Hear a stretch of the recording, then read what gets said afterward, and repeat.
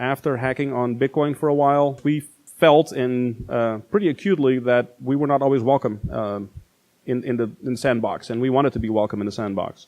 So we very early on noticed that there was something missing in the Bitcoin community. So anyway, I'm being told to skip about this stuff. No more. Okay. Oh, that's right. Okay, so there's actually a very cool workshop that's going to talk about the history of Decred. So let me skip over this one. Let's get to the good stuff here. So how did Decred solve this problem? So we actually implemented a two-tiered system that deals with all the questions that I talked about. So that we can do the dispute resolution, the change mechanism, and how to handle expenditures and in project management. So also what Decred does is it has decentralized governance. That means that all the stakeholders can vote on proposals or on changes into the consensus or protocol rules. I'll get into that in a little bit more in a couple of minutes. So what this does is it future-proofs your network, right? So if you have some things that happen, which invariably happen in software in the world changes around you, you can react to that. So the other thing that we actually did is we made sure that it was censorship resistant. That is pretty important because if you look at what's going on right now, for example, in social media, there's a lot of content that is basically censored and removed silently, so you don't know what has happened. So part of the design was to make sure that everybody's opinion can be heard. And again, I already mentioned this, so Decred is fork resistant, and that was very important in order to make sure that the forked code would die off pretty quickly, because it's no longer desirable. So as the guys from Placeholder said it best, and I will let you read that, and I will read it to you. Decred's killer feature is good governance, and with good governance, you can have any feature you want. And that is a real insight. And if you actually look at the larger investors in Decred, this is one of the things that they actually point at, is if you have a 10-year horizon, you want to be able to deal with the future. So let's talk about these tiers a little bit that I was talking about. So tier 1 is on-chain. So this is for really hard stuff. So this is protocol and consensus changes. So this is actually all recorded on blockchain and executed on blockchain. So the way it works is we actually write the code beforehand. So the code is live inside the system, just not active. So if a vote is completed, then a tally is made. And if the tally says we have reached quorum and we have reached enough votes, that code actually gets activated. So there's no backsies there.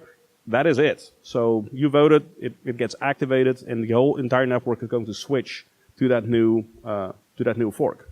So we call that controlled hard forking. And again, this is why fork resistance is important, right? Because you want the old codes to essentially die off. So, and in Donald Rumsfeld's words, and it enables us to deal with unknown unknowns. So let's talk about tier 2. So tier 2 is Politeia, and I will get into that a little bit more. But what it does, that is actually the proposal system. That is where you show up and you write your mini business plan. It's like, okay, this is my proposal. I'm going to add this feature, and it's going to cost this amount of money. So you put a disbursement schedule on it, you add some milestones to it, and then the stakeholders can vote on it. And then you can see if it passes or if it doesn't pass, and and this creates its own little economy. So actually, one thing that I do need to mention here is that it also this can be used to do non-technical stuff, right? So this is where funding for these events, for example, come from, right? So if the stakeholders think it's important enough to fund such an event, then we can put up a proposal, vote on it, and if it passes, then it gets funded. So let me talk a little bit about where we are at in this entire process. So on-chain voting was completed in 2017. So that's actually when we did our first vote. The code was already mostly in there from the very beginning, but this is actually when we formalized it, and we actually did make a couple of decisions. And some of them actually took some incentive away from miners. So you guys know how that typically works in Bitcoin. It cannot happen, right? So, but we actually took some money away from them, and they had to suck it up because there was no backsies, and the stakeholders had decided. So I will not dwell too much on that, but that has been active for years now, and we have made some significant changes to the consensus and protocol.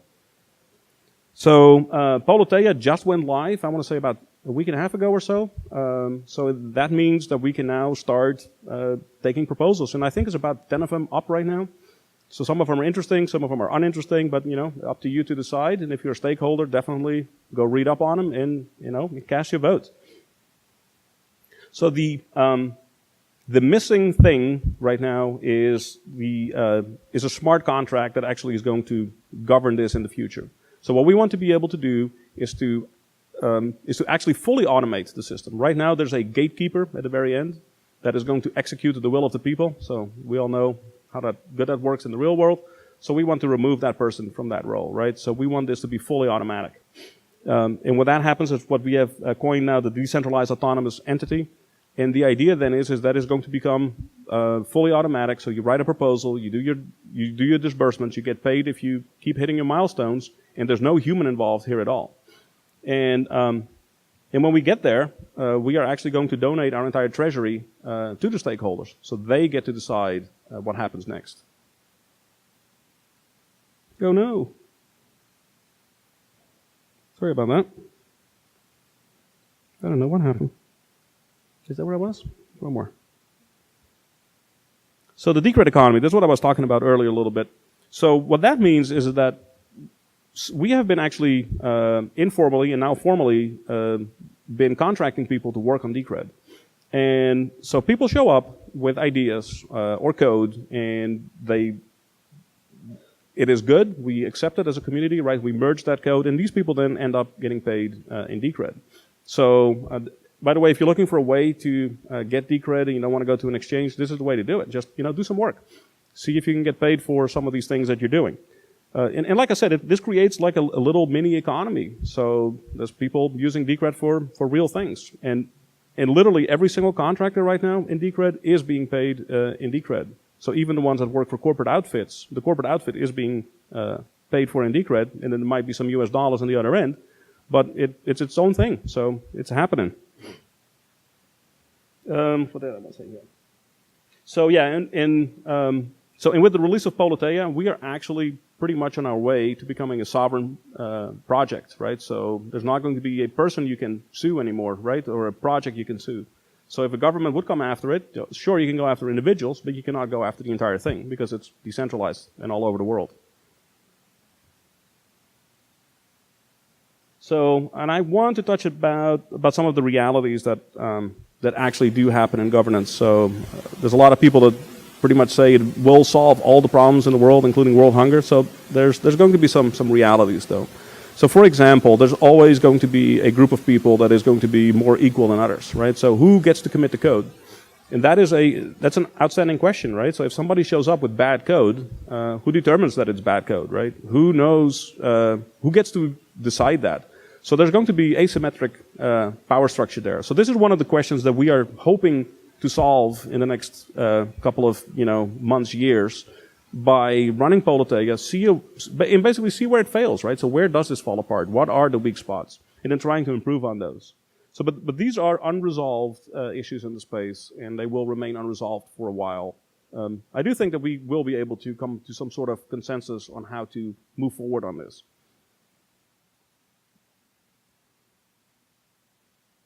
So what's next? Well, next is the decentralized control of funds. We talked about that a little bit, so that'll be great.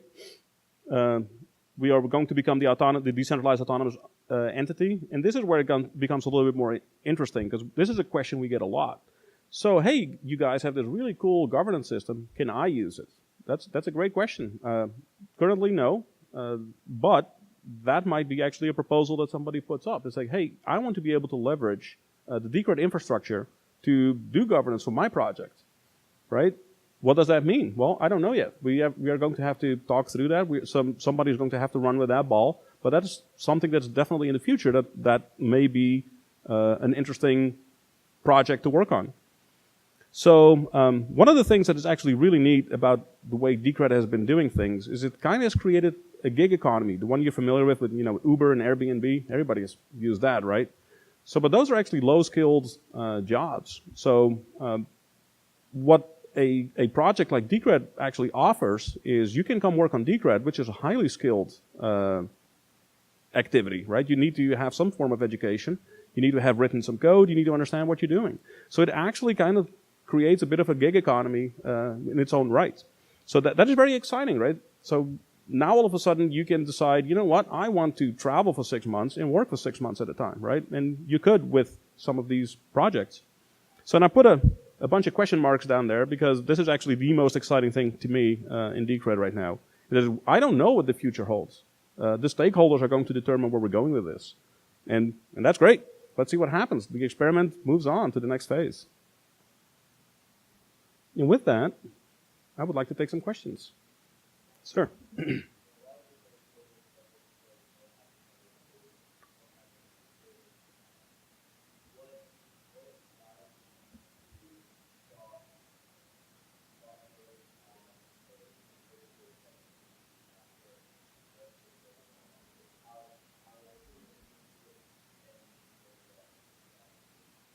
Okay, so you actually asked about 4 questions there, though. So let me see if I can remember all of them.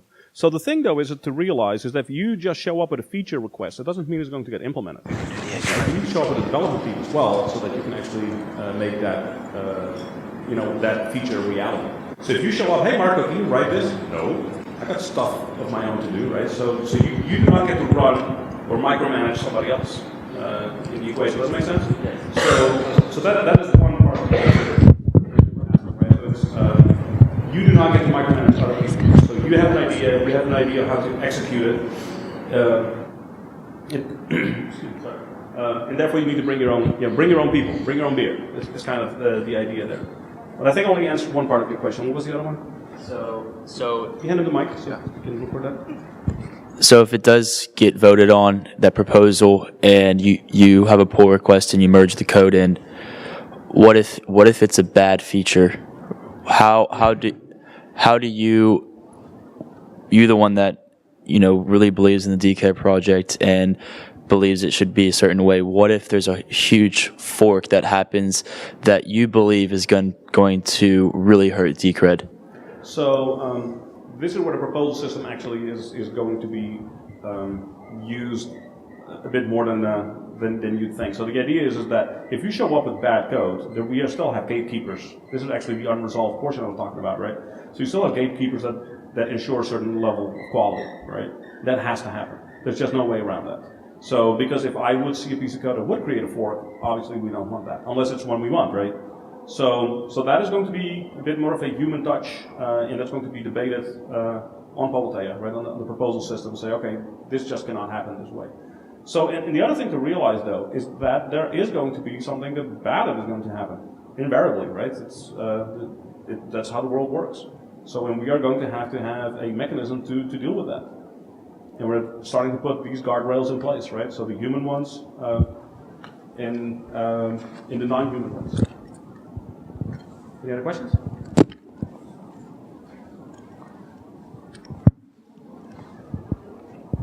Hey, Marco. If someone is interested in getting involved with Decred, what is the best way to do so? Oh, okay. That's well, there's many ways, right? You can start showing up in the community, Slack, or one of the channels. Just start talking to us, see what interests you, and once you find your feature that you love, that's the one you need to bite into and see if you can start helping out. So it's a doing community. So you show up, do something. That's how you get involved. Any other questions?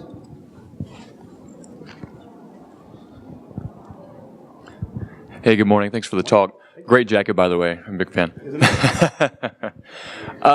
You mentioned early on in your talk about the idiots on Twitter kind of yelling at each other. And I'm playing devil's advocate here, but it seems, Decred has actually empowered them and given these people a platform to have their voices heard. And so true governance kind of gets pretty messy. Do you see the downside of something like that? Or how do you block all that noise when you allow everyone to have a vote who may be misinformed and things like that? Well, so I guess I did not make that obvious. So not everybody gets a vote. Stakeholders get votes. Right. So those are people that are actively involved in Decred and actually have made an investment in it, right? Mm-hmm. So they are holding Decred tokens or coins, right? Right. There's a lot of but there's also a lot of uninformed people who hold a lot of coins. Yeah. Well, and that is definitely going to be a reality. Well, we are actually hoping, and so far so good. We have actually seen that folks that actually have substantial investments actually are educated on the project, and they have read up because they've put some real money on the line, right? So they want to make sure that it moves forward into the right direction. So and again, so if you are Joe Twitter, you don't get to play in the system because you need to. You have to pay to play. Mm-hmm. It's a trivial amount, but you cannot just have any random guy show up. You at least have to pay the paywall to get through. It's 0.1 Decred or something. It's really not a bunch of money, but it just removes a lot of spam, right? So putting up a proposal also costs money. A pretty trivial amount, and we will change these based on the reactions. So when we see a bunch of crap, we're just going to shut that down. I have one more, if that's okay. I'm wondering about the logistics of the Politeia thing. So let's say somebody puts a proposal for this conference, say, I need $20,000 to do this, and the voters decide, no, that's not right, or that's too much. So then you have to do a whole new one at $19,999, and you have to keep going on and on until. So how long does each vote take? And I mean. So that is variable. The administrator that actually enables the voting can decide if it's going to be a week vote or 2 week vote. So we typically want to be done with at the max 3 weeks worth of voting for really complicated stuff. A couple of days, 3 to 4 days for simple stuff like stickers and with expense that gets in the tens of thousands. Definitely about a week or a little bit more than that. But you see how that could be suboptimal, I guess, if it's just a trivial amount of money. It's something that's a few $1,000s, but it may take 5 weeks to decide because you're putting it up to a vote. Well, so if you bring up a conference and you don't get the 20,000, we are not going to be very happy with the 1999 version of that, right? So we do have, and I got to be real careful here. So we do have a censoring mechanism because it is the open internet, and there's going to be racist garbage being put up, right?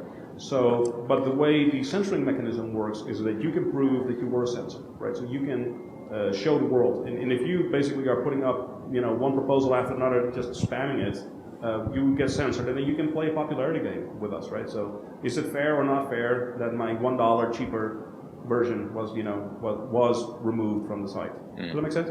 Yes, sir. So we do have some sticks behind the scene. We don't want to use them, but we can. All right, thank you.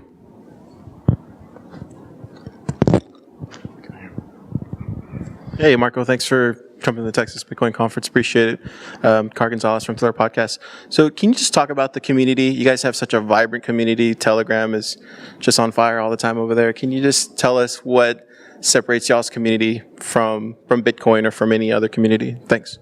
Well, so we have always try pretty hard to build up community, because community is important, right? So that's how you get code, that's how you get smart people involved. So you got to embrace things, and we are not always the friendliest guys, or gals.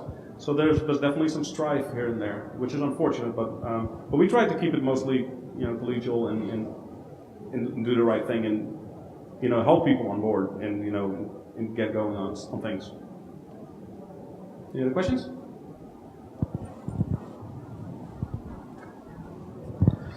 Just real simple. What would you say is the biggest difference between Decred and Bitcoin? Well, so governance is obviously our featured feature, but that is a pretty big deal. So currently, in Bitcoin has exhausted, I think, about every metal and every color, and every precious stone. So Bitcoin Gold, Cash, all that stuff has been done, and you can do that always in just as part of the system, right? Because it's proof of work, so you can just fork it off and do your own thing. And some people call that a feature, some people call that a bug, right? And there's no right answer there. But those coins will never be able to stop that from happening because it's just built into it. So with Decred, if you do a vote and something changes and you don't like it, you only have two options: you pick up your marbles and you leave, or you accept the consequences of the vote. Does it make sense? So we are trying to not splinter into 15,000 projects. That's right. Well, I would expect a rebellion to happen at some point in the future, right? Because somebody wants something really bad, and there's going to be some animosity. But what we do have is a method to at least deal with it, right? So in hope to, once we do get to that point, that the right decision is going to be made, and then we can move forward from it. Any other questions? Where's the mic? I have one. What is the difference in governance between you, Ethereum, and some of the other programs that are other projects that are out there? That because this is a governance session. So how is it different, and how does that relate to where governance is going in the future? Well, so I think actually the big thing to note here is that there's a lot of different versions and types of governance. And I think what really sets Decred apart is that we have governance on all levels. So we can deal with, with consensus, we can deal with money, we can deal with project management. We have a lot of all those. And if you look at the other projects in the space, most of them have pieces of that, not the entire, they cannot handle the entirety of it. Any other questions? Yeah, I got it right here. First off, can we get a round of applause for Marco? He did a great job. Also, awesome beard. And this is not a governance question, but it's more of a overall. It's a governance beard. It's an overall market question. So how has the bear market affected Decred, and how have you kind of mitigated the situation? I know a lot of times that does directly affect the company, right? Because your token, your coin, but how has Decred mitigated that? Well, so we did exactly the same thing that we have always been done, that we have always done. So we are very frugal. So as much as I love both parties, I don't love paying for both parties. So I do not want to put my treasury up for doing, what some people call stupid stuff.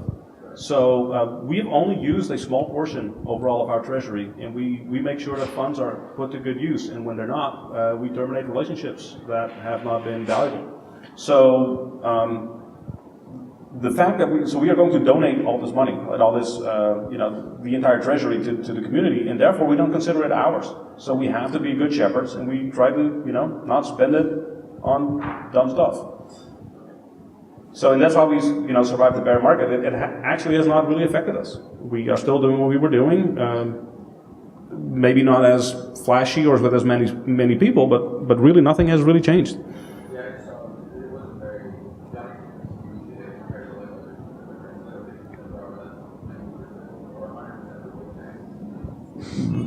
Yeah, you gotta speak into the mic though. Sorry. But I'm not going to speak to price though. That is not my topic. No, I got you. I just said that Decred did a lot better of mitigating the storm because they dropped like 50% as opposed to like 90% for everything else, or 100% for BitConnect. That's just, I had to throw that in there. Well, there's going to be a couple more 100% stuff before everything is said and done. I'm sure. I hope so. Any other questions? One more.